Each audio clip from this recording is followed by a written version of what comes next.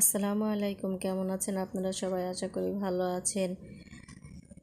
বন্ধুরা, আমি আজকে আপনাদেরকে দেখাবো একটা পার্টি ফ্রক কাটিং, আর আগামী পর্বে দেখাবো আমি এই পার্টি ফ্রক সেলাই।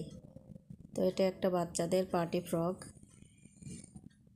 যে বাচ্চাটার পুট ছিল 9.5, তো আমি 9.5 অর্ধেক করে এখানে 4.5 ইঞ্চিতে পুটের দাগ দিয়ে নিলাম এবং ঠিক 4.5 ইঞ্চি মোহরা দিয়ে নিলাম। আর এখানে গলাটা যেহেতু ছোটো বাচ্চা, সেহেতু আমি 2 ইঞ্চির একটু কম পুট গলা নিয়ে নিয়েছি। আর কাপড়টা যখন আমি 4 ভাঁজে ভাঁজ দিয়েছি, তখন কিন্তু আমি চেনের জন্য 1/2 ইঞ্চি করে এক পাট বড় রেখেছি, যেটা কাপড়ের পাশটা আমি কিন্তু 1/2 ইঞ্চি বড় রেখেছি। এবং এখানে প্রায় 1.5 ইঞ্চি মতো পিছন গলা এবং 3.5 ইঞ্চি ছোটো গলা দিয়ে নিয়েছি। আর যেহেতু এটার বাচ্চা মানুষ, তাই এর বডি পার্ট 9.5 ইঞ্চি রাখবো। আমি 9.5 ইঞ্চিতে দাগ দিয়ে দিলাম। এবার আমি বডিটা দিয়ে নেব।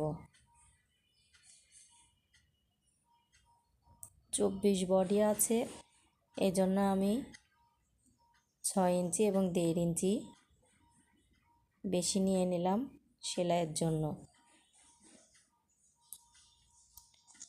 আর নিচের পাটে আমি 5.5 ইঞ্চি রাখলাম, আর 1.5 ইঞ্চি বাড়তি নিয়ে নেব সেলাইয়ের জন্য।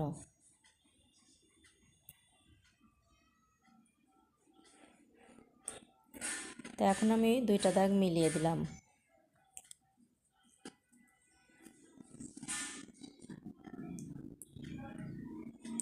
দাগগুলো মেলানোর পরে দেখুন, আমি যে পরিমাণ মোহরা কেটেছিলাম ঠিক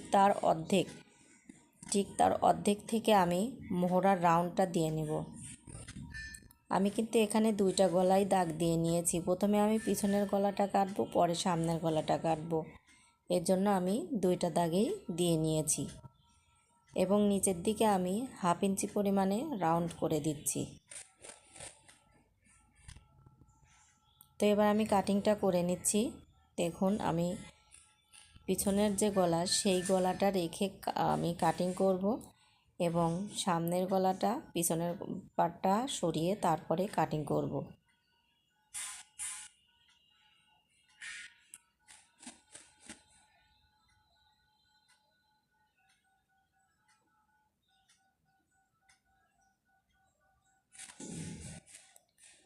বন্ধুরা, আপনাদের সুবিধার জন্য আমি খুব ধীর স্থিরভাবে সব কিছু বোঝানোর চেষ্টা করেছি, যাতে আপনারা সবাই বুঝতে পারেন।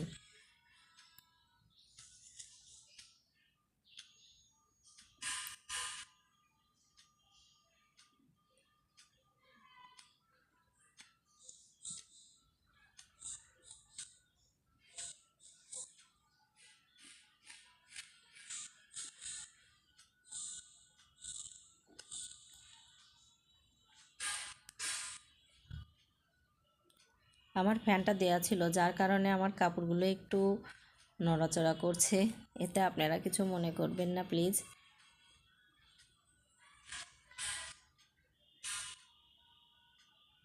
আমি এখানে যতটুকু পরিমাণে সেলাই হবে, সেলাইয়ের জায়গাতে একটু চিহ্ন করে নিলাম। এখন আমি পিছন পাটটা সরিয়ে নিলাম এবং সামনের পাটের গলার পাটটা সুন্দর করে কেটে নিলাম। ঠিক এই মাপে আমরা গলার পটিটাও কিন্তু কেটে নিব। এখন দেখুন, আমি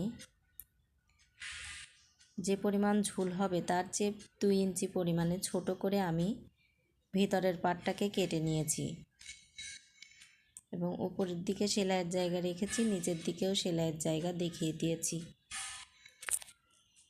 এবার আমি সেম এইটার মাপেই আমি যে কাপড় দিয়ে জামা হবে, সেই কাপড়টা 4 ভাঁজে ভাঁজ করে নিয়ে আমি ঠিক পিছনের পাটটা রেখে কাপড়টা কাটিং করছি।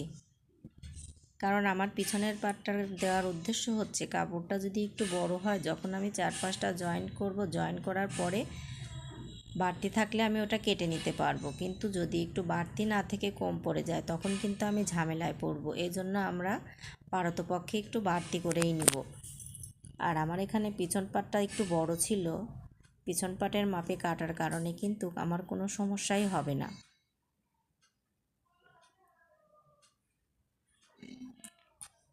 তো এইভাবে যখন আমরা কাটিং করব তখন কিন্তু কোনো সমস্যা থাকার কথা না। দেখুন আমি সব দিকেই কিন্তু একদম ঠিকঠাক মতো কেটে নিলাম। কেটে নিয়ে ওটা সরিয়ে রেখে যে ঝুলটা হবে আমরা ঝুলটাকে মেপে ঝুলের কাপড়টা কেটে নেব, যেটা কুচির কাপড়টা আমরা এখন কেটে নেব। দেখুন আমরা 9.5 ইঞ্চি, এখানে 1/2 ইঞ্চি পরিমাণে কাপড় রেখে তারপরে আমাদের এখানে ঝুল আছে 24 ইঞ্চি ঝুল, এবং আমরা সেলাইয়ের জায়গা রেখে কাপড়টাকে ভাঁজ দিয়ে কেটে নিব।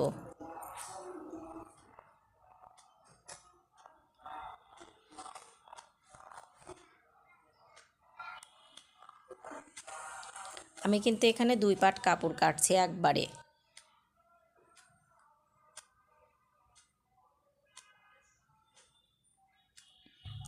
দুইটা পাটে আমি এভাবে কেটে নিলাম।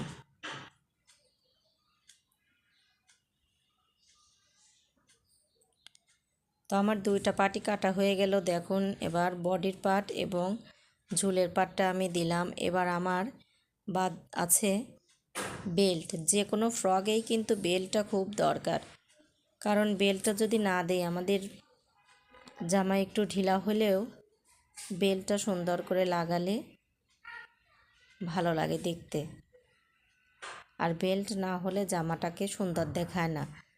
তো আমি বেল্টের পাটটা কেটে নিচ্ছি। আর বেল্টের পাটটা যখন কাটা হয়ে গেল তারপরে আমরা কিন্তু ঠিক হাতাটা কেটে নেব। আমাদের এখানে হাতাটা হবে ঘটি হাতা। তো দেখুন আমি কিন্তু ঠিকভাবেই ঘটি হাতাটা কেটে নিচ্ছি। প্রথমে আমি মহড়ার মাপটা দিয়ে নিচ্ছি। ঘটি হাতা কাটার জন্য আমরা কিন্তু উপরে 2 ইঞ্চি পরিমাণে কাপড় বেশি নিয়ে নেব। কমসে কম 2 ইঞ্চি 2.5 ইঞ্চি কাপড় বেশি নেব। তো আমি এখানে 2 ইঞ্চির বেশিই কম নিয়েছি, এবং এখানে আমি হাতার মহড়ার যে রাউন্ড হয় সেই রাউন্ডটাও 2 ইঞ্চির বেশি নিয়েছি। নেওয়ার পরে আমি কিন্তু এখানে হাতাটা ড্রয়িং করে নিলাম, এবং দেখুন উপরে যে অঙ্কনটা করলাম এটা কিন্তু সম্পূর্ণ কুচির জন্য, ওখানে কুচিটা হয়ে ফুলে থাকবে এই কারণে। তো যারা ঘটি হাতাটা সুন্দরভাবে কাটতে পারেন না তারা কিন্তু এটা একবার দেখলে সুন্দরভাবে কাটতে পারবেন। আর 1/2 ইঞ্চি পরিমাণে জায়গা নিচের দিকে রাখলাম সেলাইয়ের জন্য। ড্রয়িং অনুযায়ী কাপড়টা আমি কেটে নিচ্ছি।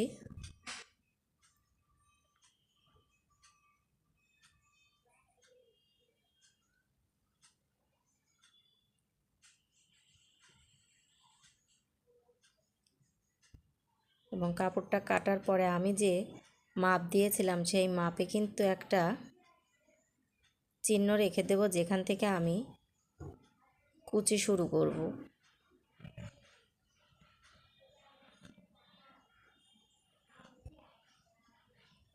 ঠিক এইভাবে 2 দিকেই কুচি হবে, আমি আপনাদেরকে দেখিয়ে দিলাম। তো দেখুন আমার ফ্রকটা